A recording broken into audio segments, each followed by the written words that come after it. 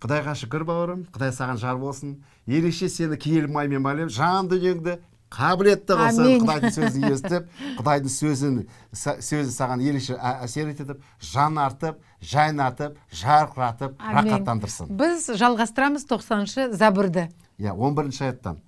Періштелеріне ол сен жайлы бұйрық береді. Қай жолмен жүрсең де, олар сені қорғап, күзетеді. Себебі аяғыңды тасқа соғып алмау үшін қолдарына көтеріп сені алып жүреді періштелер. Жас арыстан мен абжыланды аяқпен таптайсың. Үлкен арыстан мен абжыланды да жаншып тастайсың. Себебі жаратқан Ие былай деп айтқан: өзімді сүйгенді мен құтқарып аламын. Өзімді мойындағанды қорғайтын боламын. Ол маған сыйынғанда құлақ саламын. Азап шеккен кезінде оған жар боламын. Аман есен сақтап, құрметке бөлемін. Ғұмырын ұзақ қылып, риза етемін. Құтқаруымды оған сыйлап беремін. Амин. Амин. Мен тағы да бір куәлік айтқым келеді. Сол куәлікте жаңағы менің күйеу балам, менің деген сіңлім Исаны қабылдап, ол 16-да болды, Орал қаласында. Сол жерде Орал қаласында көп деген алма бақтар бар. Сол алма баққа жаңағы менің күйеу балам екеуі барыпты. Күйеу балам әлі Исаны қабылдаған жоқ.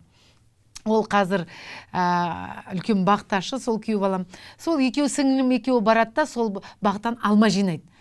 Жаз, август айы жаңағы су алмапты. Сонда деген сол бақтың ішінде жүргенде шөлдеп жаңағы су ішкісі келіп, енді бақтың ортасына барса, үлкен-үлкен чанда сулар тұр екен. Сол суларды олар ішеді екеуі. Ішсе, сол чандағы су ол деген уланған су екен, жаңағы бүкіл бақтағы алма ағашты жаңағы нететін құрттардан қорғайтын су екен. Сеуіп, соны бүкіл құрттарды қырып тастайды екен. Сонда жаңағы менің сіңлім Исаны қабылдаған, оған еш нәрсе болған жоқ. Ал жаңағы менің күйеу балам, ол Исаны қабылдаған жоқ, бірақ Құдай біледі, ол деген болашақта келеді, оған қызмет етеді деп. Оны да сақтап қалды, бірақ та 3 күн ол кішкене ауырды. Мына жерде мен соны не айтқым келеді? Біз ұшып қойсақ та, Құдай бізді сақтап қорғайды. Құдай бізді деген еш жамандықты жолатпайды. Жамандық келсе де, сол жамандықтан шығарады. Амин. Құдайға шүкір. Осы жерде періштелер туралы жазған кішкене. Біз айтамыз ба сол туралы? Айтамыз. Періштелер туралы. Әрине періштелер бізді қорғауға тағайындалған жаратқан Иенің қызметшілері. Бізді қорғайды, адамдарды қорғайды. Құдай әке өзінің періштелеріне бұйрық беріп қойды. Кімді Құдай қорғайды өз періштелерімен? Әрине әр адамды қорғайды. Сенетінде, сенбейтінде де. Бірақ та ерекше Құдай өзінің балдарын қорғайды. Неге? Өйткені Құдай ол біздің әкеміз. Сондықтан ол бірінші бізді қорғайды. Бірақ әлемде де біз байқаймыз, куәліктер бар. Сенбейтін, білмейтін әлі адамдарды да Құдай қорғайды. Неге? Өйткені Құдайдың періштелері Құдайдың бұйрығы бойынша бүкіл адамзатты қорғайды. Егер де ондай болмағанда, бұл жерде шайтан бәрін қиратып жояды. Сондықтан Құдайдың рақымдылығымен, періштелердің қолдауымен осы әлем ерекше Құдайдың бәрібір Құдайдың қорғанышында тұр. Әрине әр адам өзінің шешімі бойынша, өміріндегі істер бойынша жазаланады. Және де шайтанға жол береді. Ал біз жол бермейік. Сонда Құдай бізді қорғайды періштелермен. Өзінің қанатында ұстайды. Сондықтан біз жамандықтан, күнәдан, жаман нәрселерден егер де біз бас тартсақ, Иса арқылы, Исаның көмегімен, Құдайдың рақымдылығымен, онда Құдай өзі бізді қорғайды, және де Құдайдың періштелері де Құдайдың бұйрығы бойынша бізді жамандықтан қорғайды. Құдай біздің әкеміз болғандықтан, біз оның балдары болғандықтан, қараңыз, осы әлемнің жаңағы бай әкелерді біз көреміз да, олар өздерінің балдарына телохранительдерді қояды. Оларды қорғасын. Қай жерде болса да, мектепте болсын, институтта болсын, самолетта ұшсын, қай жерде болса да, сол телохранительдер, сол бай балдарының артынан еріп жүрді, оларды қорғайды. Ал біз осы әлемнің бай адамдардың балдары емеспіз. Біз құдіретті күшті Құдайдың ол қыздарымыз. Ол періштелерді бізге телохранитель ретінде берді. Амин. Қай жерде жүрсек те, сол біздерді періштелер, біздің телохранительдер бізді қорғап, қоршап сақтайды. Біздің балдарымызды қорғап сақтайды. Енді біз ерекше осы жерде тоқтайық. 14-ші аятта. Себебі жаратқан Ие былай деп айтқан. Өзімді сүйгенді мен құтқарып аламын. Яғни, мысалы, барлығымыз біз сенеміз Құдайға. Да?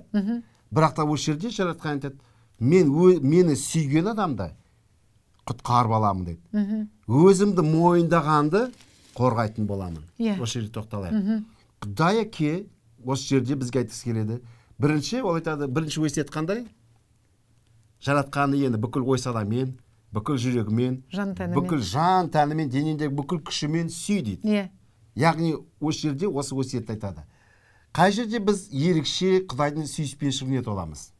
Ол айқыш-ағашты көрген кезде. Айқыш-ағаш бізге ол эпицентр иеміздің махаббатының.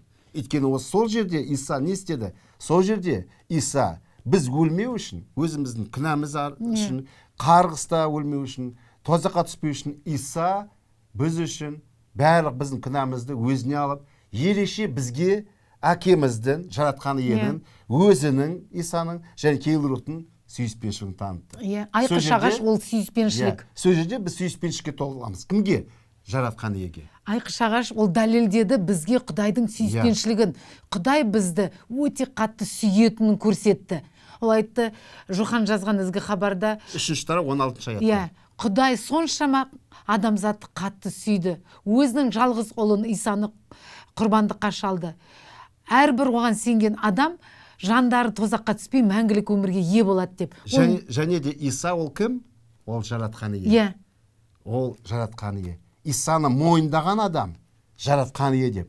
Сол ерекше иеміздің махаббатына толады. Өйткені Иса айқыш-ағашта көрген кезде ол не көрсетті? Жаратқан Иенің жүрегін көрсетті. Қаншама жаратқан Ие бізді жақсы көреді. Амин. Бүгін бауырым сен ойлап жүрсің, ой мені Құдай сүймейді, өйткені мені мынандай мінезі, мынандай қылықтары, мынандай деп. Құдайге қалайды сен оның барлығын тастағаның, жүрегіндегі бүкіл жамандықтың бәрін тастағаның, өйткені ол сені қатты сүйеді. Ол қалайды сен оның жан дүниесінде оның айқыш-ағашында болғанын. Ол қалайды сен оның айқыш-ағашына қарағанын. Сол айқыш-ағашта сүйіспеншілікті тапқаныңды қалайды Құдай. Өйткені тек қана айқыш-ағашта Құдайдың сүйіспеншілігі, Исаның сүйіспеншілігі саған деген. Ол айқыш-ағаш арқылы сені бүкіл жамандықтан, қайғы-қасіреттерден бостандыққа шығарды. Осы жерде кім мені мойындаса дейді. Егерде кім Исаның құрбандығын, бұл жаратқан Иенің әппақ киелі таза тоқтысы, Иса сол тоқты құрбан болған мен үшін, мені күнәдан құтқару үшін, тозақтан, өлімнен құтқару үшін деп қабылдаса, мойындаса, жаратқан Ие осы уәделерді оған береді, айтады. Ол маған сыйынғанда құлақ саламын дейді. Егерде Исаны қабылдаса, мойындап, Иса Құдайдың құрбандығы мен үшін салады. Азап шеккен кезінде дейді, оған жар боламын, яғни көмектесем дейді. Аман есен сақтап құрметке бөлеймін. Ғұмырын ұзақ қылып риза етемін. Құтқаруымды оған сыйлап беремін дейді. Ғұмырынды ұзақ қыламын дейді. Біз аяқтайын деп жатырық енді. Құдай ке саған жар болсын бауырым. Құдай ке Иса Мәсіхте сені өте жақсы көріп сүйеді. Исаның құрбандығы жаратқан Иенің саған деген махаббатын көрсетіп тұр. Мақташ. Қазір мен көріп тұрмын, бір адам бар, ол қорқып жүр өзінің өміріне. Сен айтып жүрсің, менің деген атам жас болғанда қайтты, енді әкем қайтыс болды 50-ге толып деп. Енді сен де 50-ге жақындап қалдың, сенде жан дүниеңде қорқыныш. Бүгін Иса Мәсіхтің атынан сол жаңағы сені мазалап жүрген, сені қорқытып жүрген, сені жаңағы басып, езіп жүрген қарғысты біз байлап, бұзып, жаңағы шөл далаға лақтырамыз Иса Мәсіхтің атынан. Әрбір қорқыныштың артында, аурудың артында, мазалап тұрған ойлың артында зұлым рух бар. Біз келісеміз, сол зұлым рух сені байлап тұрған, сені қорқытып тұрған, сені мұнайтып тұрған, сені ерекше сондай көңіліңді бұзып тұрған. Тап қазір біз байлаймыз Исаның құдірет атымен. Өйткені Исаның құдірет атына бәрі бүкіл жаратылыс бағынады. Тозақтың да, шайтанның зұлымдықтары да бағынады, көкте періштелер бағынады. Сондықтан біз Исаның құдіретімен сол зұлымдықты бүгін балап, сені бауырым Иса мәсіптен сол қорқыныштан бостандыққа деп айтамыз. Иса мәсіптен жариялаймыз бостандық келсін өміріңе деп, Исаның атымен. Өйткені Иса ол 33 жасында құрбан болды. Сен жастай кетіп қалмау үшін.